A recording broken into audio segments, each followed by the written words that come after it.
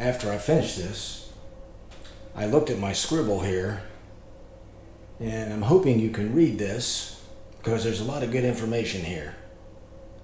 Hello gang, welcome back to Mark's 60 plus fitness journey. You know, I get a lot of questions about what I do, and in that context they're asking, say they're at the gym with me, what I do for my workouts, what I do on a week in, week out basis to keep myself fit. So I figured what I would do is just give you a brief overview of what I do. This is adapted to me. Having done this for a lot of years, I know myself. I know what works, what doesn't. I know when to push and when to back up. So this may not apply to you, it may, but there are no real specifics here. I'm just going to give a brief overview of what I do as a 61-year-old man to stay fit and try to remain a little bit athletic. So with that, let's get going. Okay, so I don't have a set weekly schedule. I work out on a rolling 4-day workout schedule now. There are some times when it's not the same as what I'm presenting here. This is what I do now. It's a 4-day rolling workout schedule. So let's say we just happen to start on Monday. That would be day one. We're going to do, let's start out with shoulder chest day.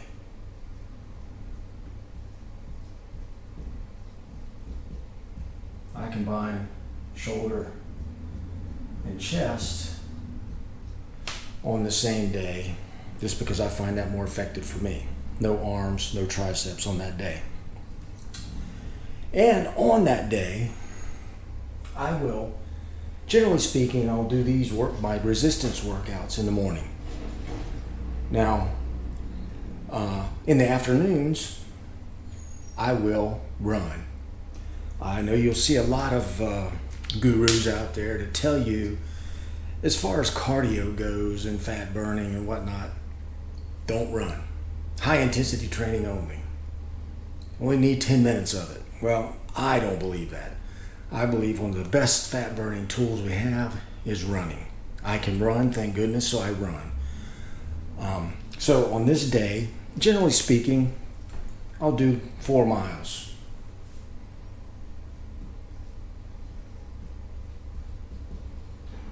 Run. And this will be a low heart rate.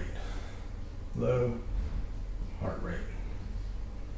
For me, that's like around 130-ish heart rate. It's a low-key run.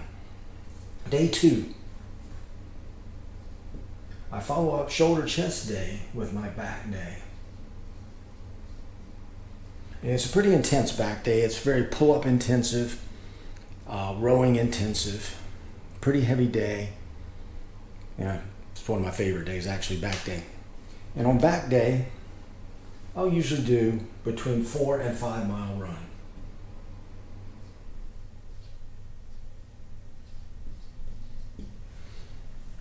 Again, low heart rate. Now I'll follow this back day up on day 3 with my leg day. My leg day is the hardest day. I've just recently incorporated squats, which you may have seen in some of my videos. It's going really well, but my squat day is hard. It's really hard. I push it. Now, again, I'm gonna, there are playlists out there with my squat workouts and all of these workouts, but just for now, let's stick with what I do on a day-to-day basis. Day 3 is legs. And I will do a run on leg day. No more than 3 miles. Very easy.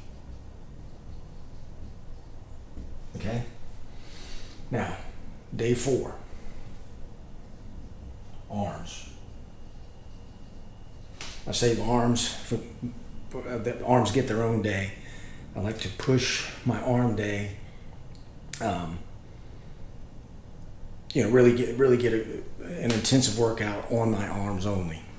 It's generally shorter, generally between 35, 40 minutes, not terribly long, but I consider that a very easy day. Now on my arm day, I will do a 4 or 5 mile tempo run.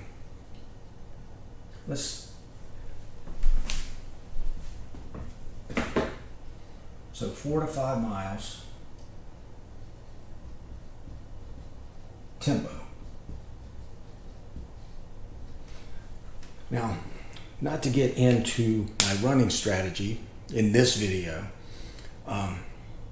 but a tempo run is something that's considered comfortably hard, 75-80% of your max heart rate. So this is a fairly demanding run here, and I use these to test where my fitness is overall. So generally speaking, after this 4-day cycle is done, I'll start over again: shoulder, back, legs, arms. And when that's done, I'll keep cycling through that until I feel like I need a rest day. And I tend to force myself to do a rest day no more than every, say, 8 or 9 days. And the older you get, the more important that is. So as I cycle through, every 7 to 8 days, rest day. Now on that rest day, I may or may not run. It depends. It depends on how I feel. If I do run on that rest day, it's going to be a very easy, low heart rate run. And my general weekly total, I do my totals by week for runs. My running totals are anywhere from 20 to 25 miles.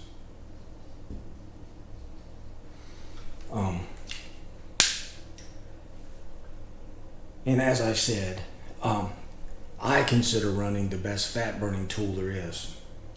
I will occasionally, like for example, on my back day, I tend to do this on my back day, I don't know why, but I will occasionally do intervals. They could be like 8 by quarter mile intervals, 4 by half mile intervals, some 1/10 of a mile intervals, just some high speed stuff that does get the heart rate up. I don't tend to focus on the interval being only 20-second full burst and then rest, although that's good. I have nothing wrong. I just don't find it effective. So this is what I do as a 61-year-old, and I find it remarkably effective. Now, I also have to add a major component to any successful workout plan is going to be your diet. And again, this is my approach. I have found over many years that my fat will drop off if I incorporate a low-carb diet. And upon further research, I have determined I like a low-carb, high-fat diet, which, as you probably know, is a ketogenic diet. I have found that that is highly effective for me. Initially, when I first started that, my energy was pretty low because I was used to burning carbohydrates as fuel. Now, with the ketogenic diet, my fat intake is my fuel. So I've become fat adapted, and as such, I burn fat when I run. I don't see I'm not a fast runner anyway, so it doesn't really matter in that sense. If I was competitive, I might not do this if I was a competitive runner.